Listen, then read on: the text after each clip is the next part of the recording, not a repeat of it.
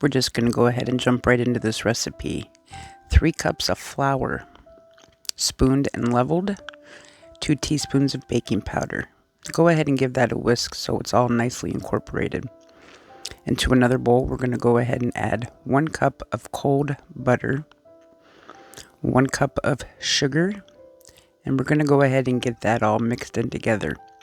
And to this, we will add 1 egg, room temperature, and get that all mixed in until it's nice, light, and fluffy.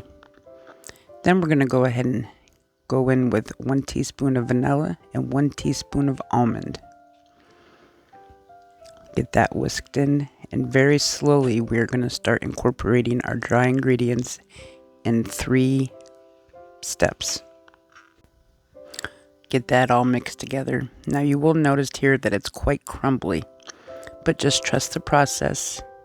Go ahead and get it down onto your counter and start kneading it as you would be kneading bread.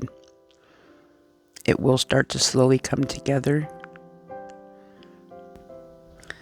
We're going to go ahead and we are going to lightly flour our surface so we can get this rolled out.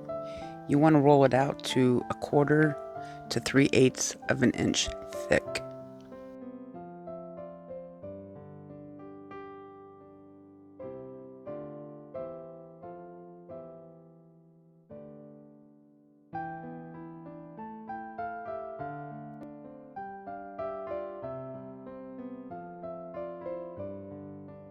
Now that we have our dough rolled out, go ahead and get your cookie cutter into some flour. That way when you press your cookie out, it doesn't stick to your cutter.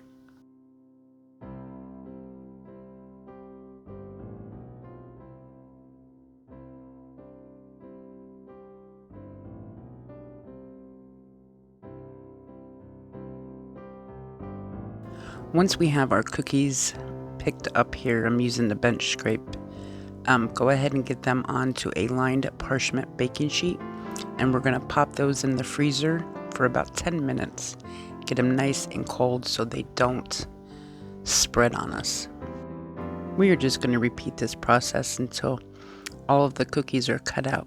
Now once your 10 minutes is up, you're going to go ahead and bake your cookies for 10 to 12 minutes in your preheated oven at 350. Do you guys like to make cookies around the holidays? I do. My son always tells me that he knows the holidays are here because mom's making cookies. And it just brings a smile to my face to know that my children enjoy this.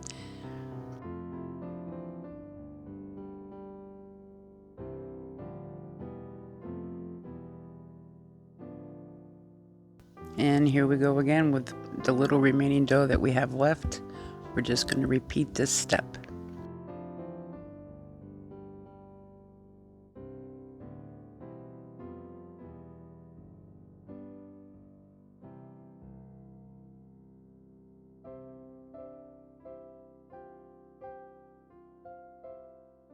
I'm going to go ahead and start cleaning up. My first batch of cookies is getting ready to come out, and we are going to start on the icing portion.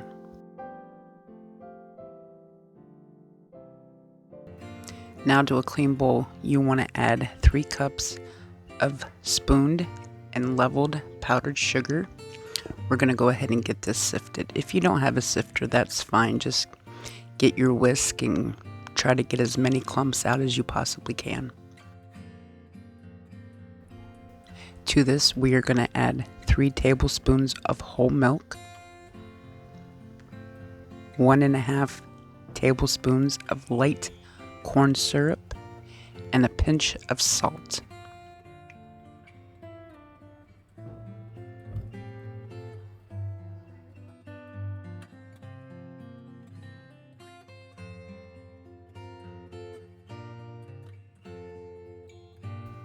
Can't forget the splash of vanilla. We're going to go ahead and get this whisked up kind of quickly. When you pull your whisk up out of the frosting and you make ribbons in your frosting and it takes a second for it to blend back in, that's when you know your frosting is ready. I'm going to go ahead and get this put into 2 separate bowls. I'm going to be using a food gel, food coloring. I'm going to go with green and red. So the package said it was red, but as you see here in a minute, it resembles more of pink. My brain thought if I added more, I would make it darker. That not be the case. When I do these cookies again, I will be trying a Wilton food coloring and see if that makes a difference.